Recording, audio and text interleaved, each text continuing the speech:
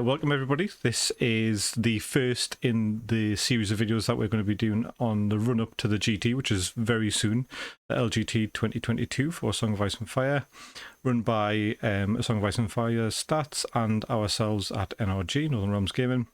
And today we have the winner of last year's Best Army Painted Competition and the Duncan Rhodes Award, Tim Whitey. Welcome, Tim. Hi, Daryl. Nice to talk to you. And nice to talk to you again, bud. So why don't you introduce yourself and give us a brief history of your experience in sort of the hobby and the painting side of things? Yeah, so I've been painting minis for years and years now, probably since about 1999, although we can't say for sure what it was. Like a lot of people, played a lot of Games Workshop games, done a lot of those. Growing up, painting, it's just kind of a thing that everyone would do it. There's a lot of time on your hands, not a lot of money to buy your minis, so you're a kid, you paint them. Just what you do. Went through the usual phases with our group, different people coming, going away to university, and then kind of finishing university was when I really started to be interested in the community side of the games, just as opposed to playing with your friends when you're younger. Using the hobby as a vehicle to get out and meet people and go to events. Sure. Since probably about 2015, been attending events regularly for different games. And in 2015, I went to an event called Astronomicon, which is a Warhammer event.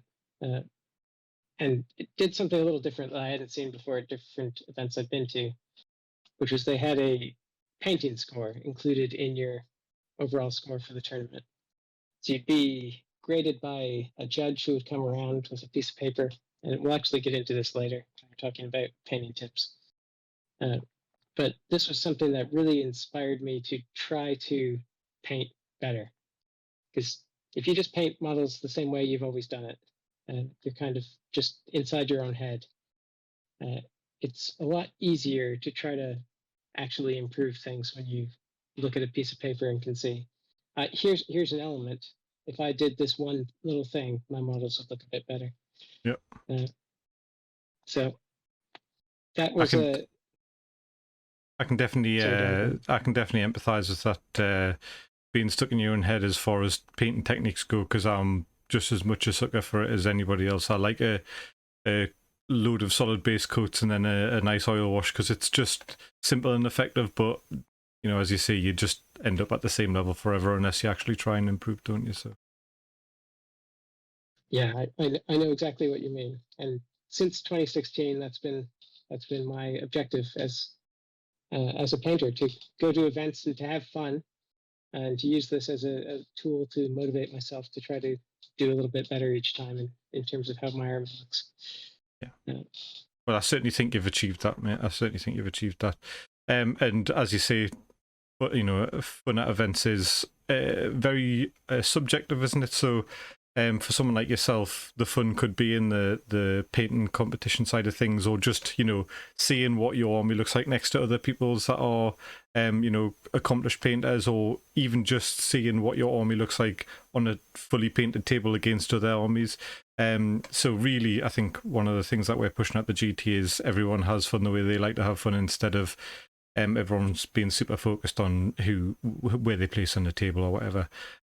So it's good to get a perspective from somebody who is definitely an achiever as far as painting goes. But how would you say, or gameplay wise, tournament, you know, competitive play wise, where would you sort of put yourself?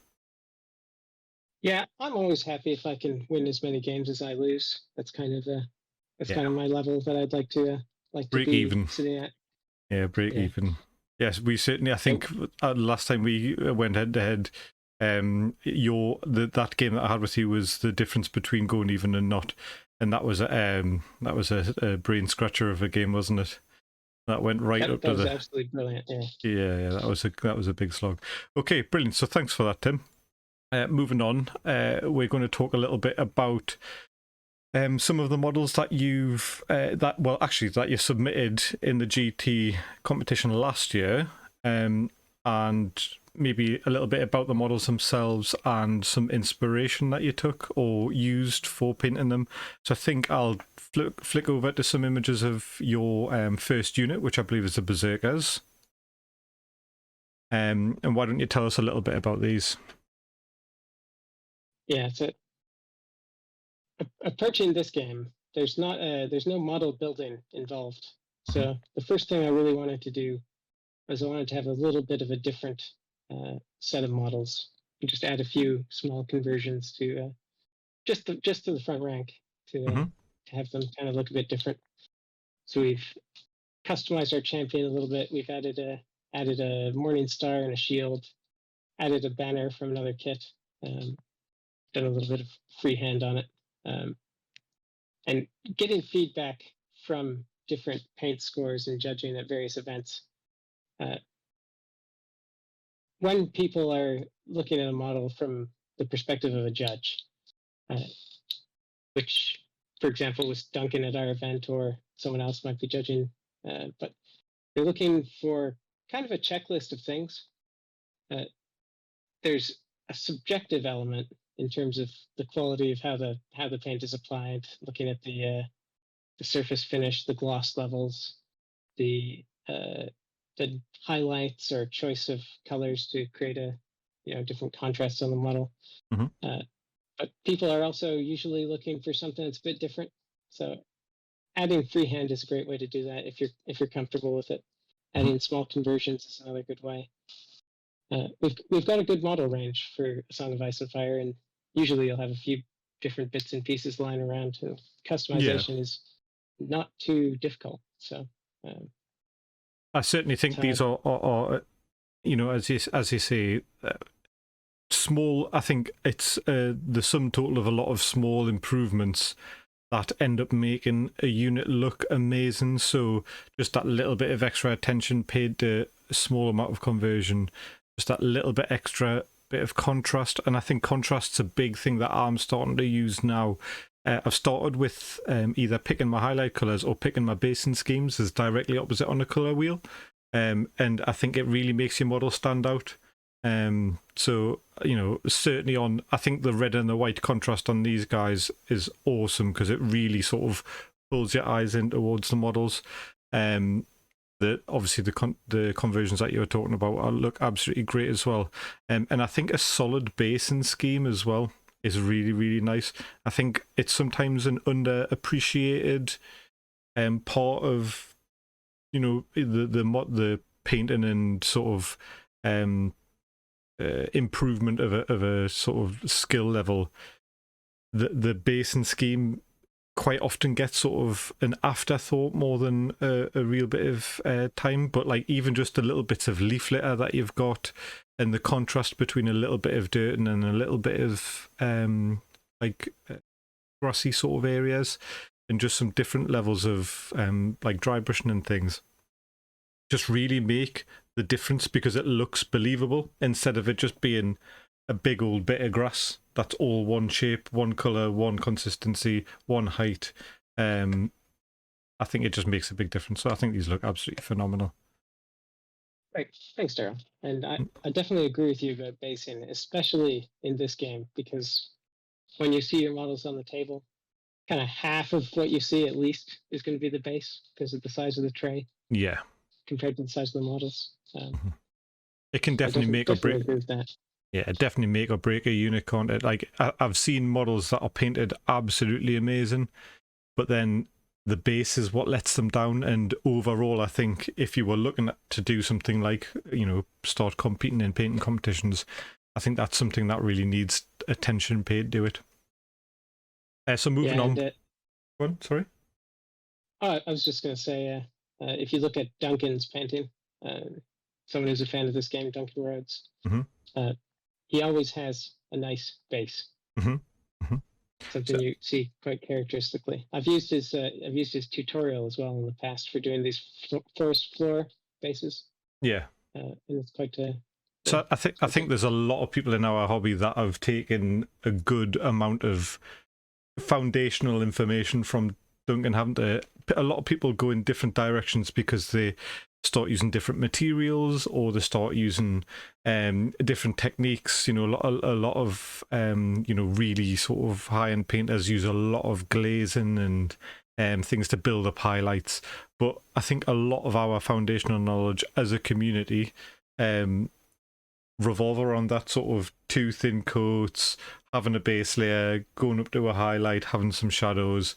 And yeah, it's a really good place to start. So certainly, if anybody is starting the journey of painting, Duncan's tutorials from the Duncan Rhodes Painting Academy are a really good place to start. So moving to your next model, you chose your Edard model to talk about. Do you want to tell a little bit about this? Because characters especially, I mean, you can, with the greatest of respects, you can see the level of detail on this model compared to the last is definitely higher, understandably so, because it's a character. And can you tell a little bit about it? Yeah, so without characters, there is no A Song of Ice and Fire miniatures game, right? It's such it's a good gaming system. It's nice models, but without these names that you recognize from the books or the series, there's really no. Well, I'd say that's the main hook that's drawing people into this game, is being able to use these characters that they're so used to. Eddard Stark's a great example. I tried to pull a scene from the books here, which is a little grim, but do you remember the very first opening of the book with yeah, there's the guy that prologue. There's the guy that run what's he run from battle, or runs from the wall. Yeah, runs from the wall, and it's a really tone-setting moment for the book. Is Eddard Stark's story obviously begins with a beheading and ends with a different beheading at the end of the book. Spoilers. So I really wanted to evoke that scene for Eddard's base, so I've added a little stump. Yep. Because he doesn't usually fight with ice, according to the books. It's really only used in a ceremonial capacity. Yeah. So it's kind of just really feeling what the miniatures designers were putting down there with this sculpt, trying to do it justice a little bit.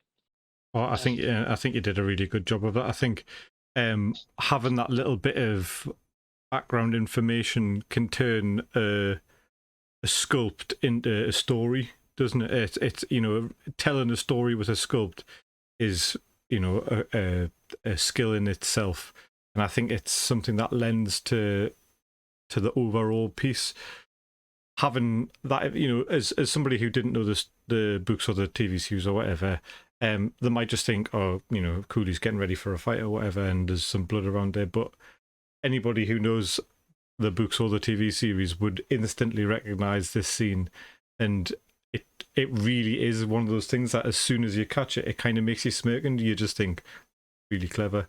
That's really clever. So, again, I think the level of details in the face is amazing. You can see the layers are built up. You've got a little bit of like non-metallic metal around the pommel, the handguard, around the corners of his tabard and things like that. So, and of course the base fits in with the rest of your army, but just has that little bit extra for a bit of storytelling, and so it's absolutely great. So what do you think, what's your process painting a character compared to, say, painting just a 1 of 12 line infantry?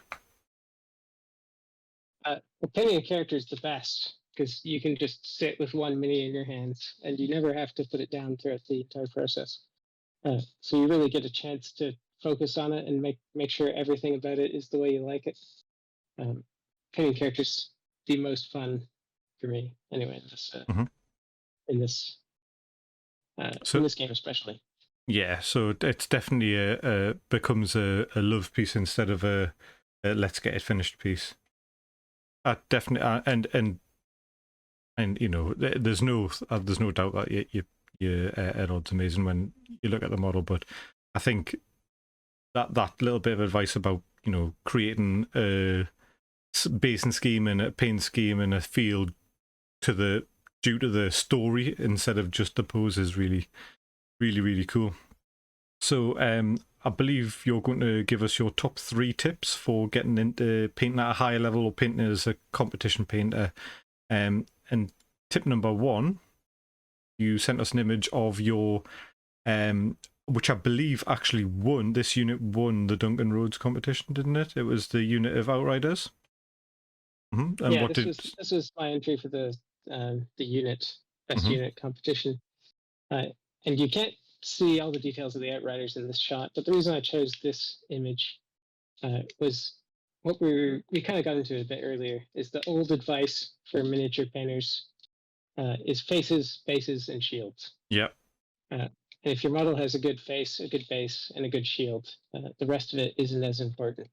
So here's an example where we can see what we're talking about with, I'd say 75% of the miniature being base when you look at a cavalry unit in this game.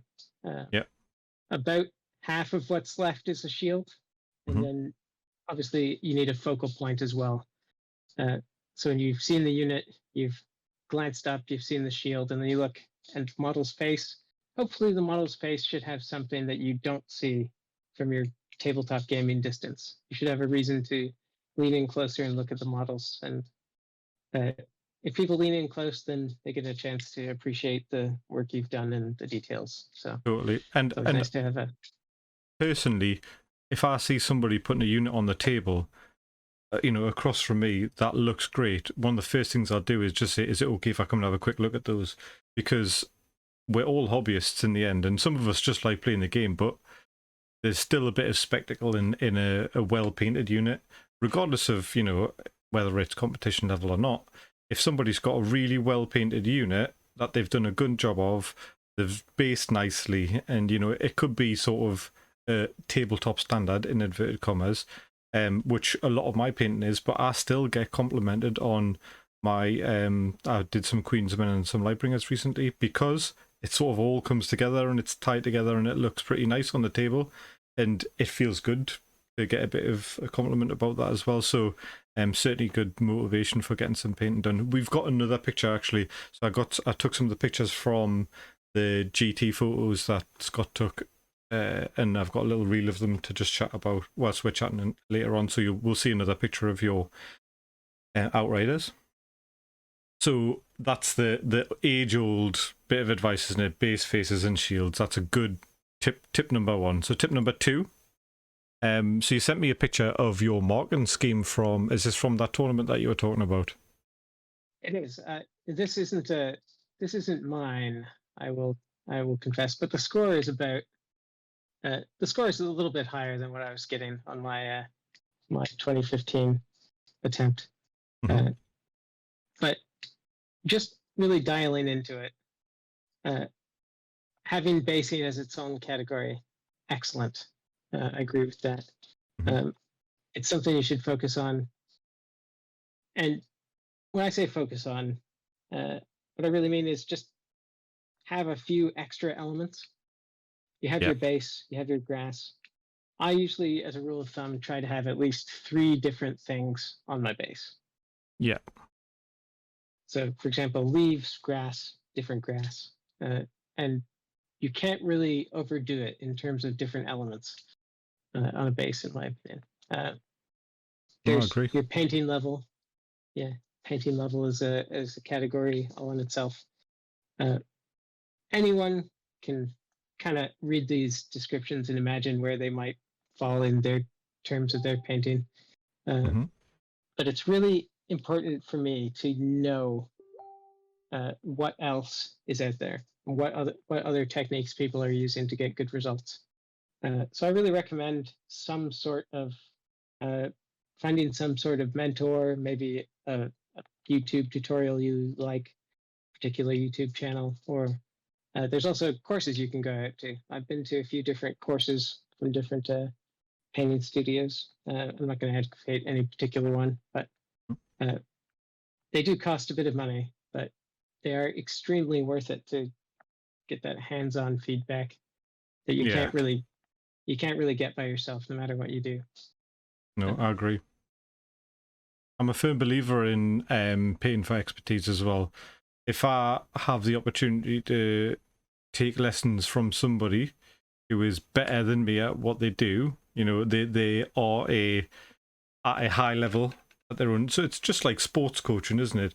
You know, how often do people play for a tennis coach, you know, badminton coach, squash coach, swimming coach, whatever, because those people in their own right are experts. They know the best way to get better at things from experience, from a lot of experience, and they're good at passing on that information.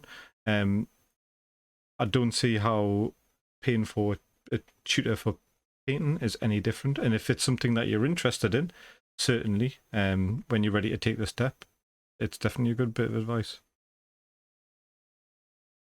So as far as this painting scoring sheet goes, do you think that it would be maybe a good idea to have a look at where you think you fall, and then maybe like looking at what's in the next couple of categories and just seeing how you could add that to your painting? Or how? Yeah, that's exactly what inspired me after the first time I went out. So that, I would say, that was a turning point for me in taking painting a bit more seriously. Obviously, it's got to be fun, but just having the information of what is the next step you can take to make it a little bit better is, for me, the important thing, and something I probably should work on more today, if I'm honest. Yeah, and that's a really good mindset to have, regardless of how good you sort of are in the sense of, you know, I've won awards and this, that, and the other. Maintaining that sort of student mindset of there's things to learn is a really good thing. I've got a friend who's a tattooist who's now world renowned, and he used to tattoo me when he was sort of just first getting into the business. And he's got this little tattoo on the inside of his finger, which is like a really strange, just little logo, and it's part of this sort of group mentality of so the slogan that they've got is, for every one thing you know, you've got two things to learn. And you know, this guy wins awards all over the world for his, you know, his painting. He gets paid for not his painting, sorry, he's tattooing. He gets paid fortunes for it, but he still has the mentality of there's still loads for us to learn, and I've still got loads to take in. So definitely, even if you start seeing yourself, you know, getting good feedback and things like that, keep up with the self-improvement, keep up with the learning. And it's something, definitely a mantra that I should be listening to more. I've been motivated quite a lot recently from getting feedback, and I find that sometimes actually, instead of it sort of stymieing you need to improve it, it generates a bit of a desire to improve more, because you start to enjoy the feedback and people are telling you, oh, you know, this is great, this is great, this is great. And in your head you think, oh, I like it, but I could definitely do it a little bit better next time. So, yeah, definitely a good framework. And then tip number 3, we have a picture of, I believe, a newly completed mammoth. Is that correct? Yeah, this is what's on my desk right now. I just wanted to use it as an example because I thought there was a few bits on it that kind of highlight this. And there was a bit of advice my friend got from his one of his painting mentors, which was highlight until you are uncomfortable, is what he was told. That when you have a model that's the size it is, whatever 1/32 scale or something, you look at it and if the model was painted in a realistic way, it wouldn't look good. Because you wouldn't see all the details that are obvious on a full-size object. So you have to cheat. And one way to get around that is highlights. I just wanted to use the leather as an example. Consider like the quiver in the back, or the strap that goes over the top of the mammoth. The highlight color for this brown leather is almost white. It's Vallejo Ice Yellow. Mm-hmm. An excellent color that I recommend to everybody. Yeah, yes. So that is a staple in the community for highlights, but also for lightening a paint as well, isn't it? So a lot of people mix ice yellow instead of white into a paint to create a brighter tone of an existing colour, which is that or sunny skin tone, both really good for that. Yeah, I agree with that totally. So that's a simple tip. Keep highlighting. If you think it's done, add another highlight and see how it looks. And probably in this game especially, I would say don't over rely on contrast paints or washes. They're excellent. I do use them quite a bit. But especially with the miniatures that we get in this game, and the way they're manufactured is kind of more in the fashion of a high-end board game piece than a super detailed plastic miniature in a lot of cases. Using washes can kind of lead you to results that you might look okay on one model, but different on another, depending on the texture of the actual surface finish of the model that you're putting it on really changes how washes behave. So I'd recommend people to look into wet blending, highlighting. When you are using washes, look into pin washes. So only putting the wash in the place where you want it to be, not putting it over the entire model and then having to repaint large areas of it because the wash is spread across a larger surface. So just a few tips on contrast development. Yeah, I think because these aren't necessarily heroic scale in the sense of like a GW model where you've got big, even the normal humans are fairly big and chunky with a lot of sculpted folds in fabric, and every bit of armor has got multiple crevices and cracks and bolts and things like that. Whereas some of these are quite fine models with lots of flat armor panels. It can sort of lead you to ruin. I know a lot of my older models, I tried to use my GW style of painting on it and it just didn't look good at all. So certainly what you're talking about, the layering of highlights and wet blending is still anathema to us. I can't do it, and I just need to practice. But you know, it's one of those things that I just know that I need to get 10 power swords and just try and wet blend on them, and then once I'm happy with them, try moving down to a smaller surface or whatever. But definitely good things to practice for models with very fine details, but not necessarily super highly sculpted, so they don't take the contrast and wash paints as well. I use oil wash specifically for how good they are at the pin wash style of washes. They have that capillary action that you're looking for with a pin wash, where they'll really sit in the smallest detail, but they don't pool, and if they do pool, you can always take them back off. But again, it's just extra steps, isn't it? But yeah, no, Tim, that's all really good advice. Thank you very much. I think what we'll do now, if you don't mind, is we'll move on to the next question. And the next question was, what were your highlights from last year's GT? And whilst we talk about that, I'm just going to quickly stick a little image reel on of some of your models there whilst we're chatting. Okay, so what do you think were the highlights of last year's GT? I think a big highlight was the amount of support we got from Simon last year, which was just the amount of prizes everyone was walking away with was awesome. Yep.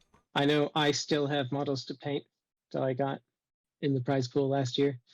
Imagine other people are in a similar situation. And hopefully, fingers crossed, this year being the biggest Song of Ice and Fire event ever, we see another great showing from Simon being interested in supporting the community.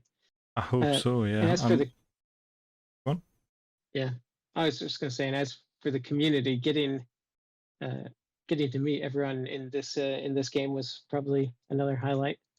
And what I'm looking forward to this year, because last year I came out with my 40K playing friends.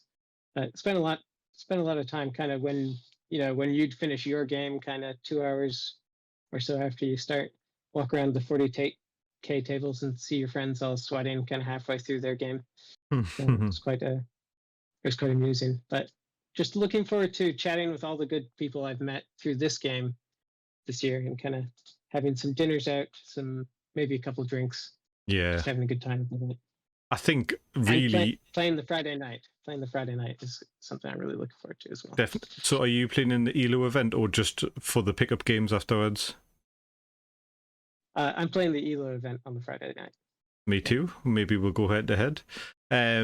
So yeah, I think for me, the things that I'm looking forward to next year, or this year, are again, it's the community. So last year was phenomenal because, you know, I think it was big because it was our first proper tournament after lockdowns had started to ease.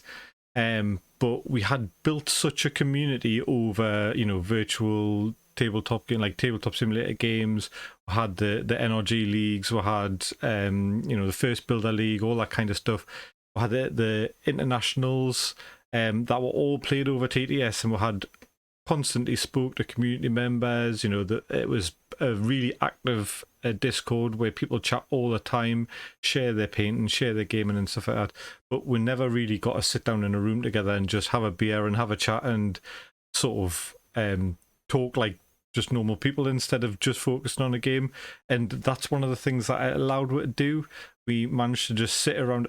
We on both nights were the last people in the hall. We got kicked out twice, because everyone just wanted to sit and chat and have a bit of banter with each other and talk about a game they love and talk about what they like to do. I know on Saturday night we ended up getting some like games, like some card games in as well. Some people are playing Flesh and Blood. Some of the guys were, drinking from about 10 o'clock in the morning on the Saturday, so God knows how they managed that. But I think it's just going to be a really good social event. There'll be great competition for the people who want some competitive gaming. There's going to be good sort of events in the form of the ELO event, which is going to really shake up the format, because I know everyone likes to play the most competitive lists that possibly can, but ELO actively discourages that. So it'll be interesting to see how that goes. And of course there's the Invitational as well, which will be really interesting to see how that goes, because this is going to be a clash of some of the best players in the world without having to do the filtering of the first games of a big tournament, and they're just going to go head to head in some pretty I think cutthroat matches is the best way to describe it. But yeah, that's been great, Tim. So do you want to just let me know about this? So obviously you're a great painter, you're a commission painter as well, so you do have a commission painting service called Tim Paints, is that right? Yeah. There's a couple of us called Tim Paints, so if you want to look for Instagram, Tim_paints. Yeah. Yeah. I believe I've got actually. Instagram. I do have a little window open with Tim Paints on now, so people can see. So some lovely. Is that a Xiphon? Was it Lightning Strike Fighter? Two Xiphon. Yeah, pair of Xiphons for some 40k Iron Hands on commission. Some Song by Some Fire stuff. Raven Wing Flyers. Beautiful models. So obviously, a very high standard of painting available from Tim. And if commission painting is something that you're interested in, I'm sure there's plenty of opportunity to give Tim a message via his Instagram and chat about things that you might like him to do. So Tim, I think what I'm going to do now is I'm going to chat a little bit about some admin stuff for the GT. So I'll thank you. We'll leave it there, and I'll speak to you soon, buddy. Okay? Thanks, Sarah. Talk to you later, buddy. No problem. Take care, bud. Bye now. Bye. So going on to the promotional stuff, obviously the GT is coming up. Unfortunately, the main event is actually sold out currently, which is running October 1st to 2nd. There is a waiting list that you can join, which I'll speak about later. However, the Friday night event is still available, which is on September the 30th. That is, sorry, I say Friday night, but it's actually Friday afternoon, starts lunchtime-ish. And that's an event running with a system where you're actually encouraged to take lower performing factions, lower performing commanders to gain more points for victories with them.